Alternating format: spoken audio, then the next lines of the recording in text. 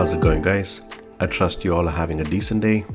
As planned, the patch 1.9.3.0 is out as of today, the 29th of September. There are 3 things that you would need to do. It's quite simple. First, when you try to access the application, or if you already have the application running, close it and try to reopen it. When you try to open the application, it would take you to the Microsoft Store where you would need to install a 661 MB file.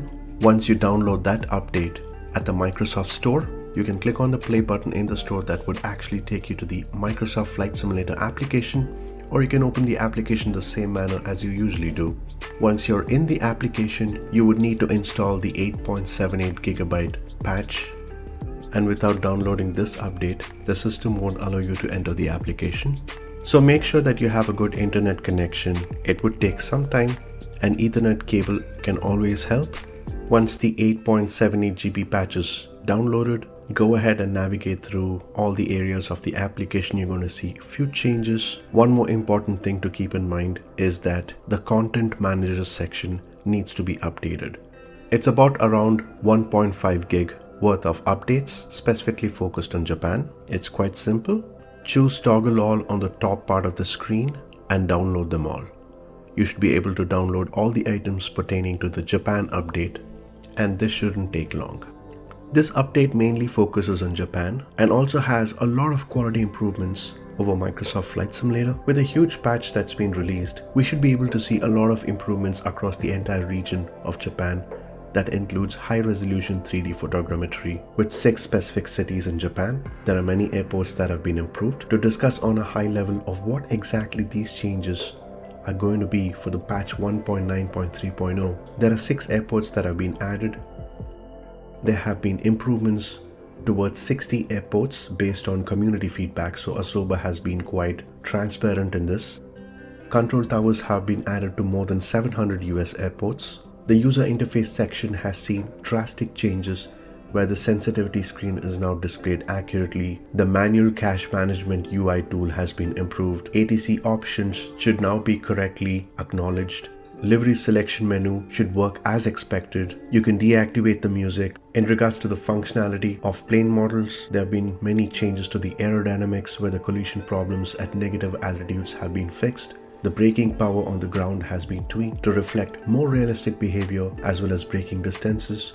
The consumption of the fuel, which was a huge problem, has been fixed for some airplanes. We're not sure about which specific models as of now. The gyroscopic stability for aircrafts can now be set in the software development kit toolset.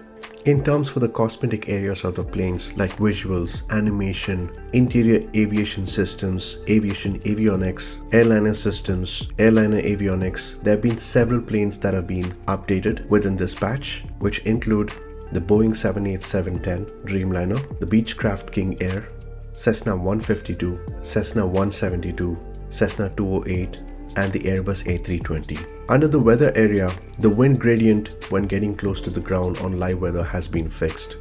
Lightning has been added. This would certainly be interesting. Under the marketplace, there have been few changes that include average ratings, which is more accurate, third-party filters that can be sorted alphabetically, improved better notification systems for content management, version histories for any of the items you've purchased or you've owned. There are a few updates towards the camera section wherein fixed visual glitch that was happening during camera cuts have been fixed. Wrong LOD selection when a camera cut happens has been fixed. The reset functionality can now be reverted towards camera speed momentum. Bush trips also see some changes where when the user tries to get back on track, they used to see the wrong airports. Now that has been fixed. There have been several known issues where the game would crash if the VFR map is not opened right after starting the flight. Cessna Citation did have some issues under regression autopilot FLC as well as VS mode, along with autopilot climb and level of issues. Under Boeing 747-8, autopilot switches had issues when moving to FLCH mode as well as VNAV mode during takeoff. So this is pretty much the update as of today for the patch 1.9.3.0. I certainly hope you would see a drastic difference for this patch. We're going to expect to see many more updates coming all along the way. If you haven't subscribed yet, I suggest you do for more important updates for Microsoft Flight Simulator. If you like this video, do leave a like. This can certainly make a difference to me. Have a good rest of the day and stay tuned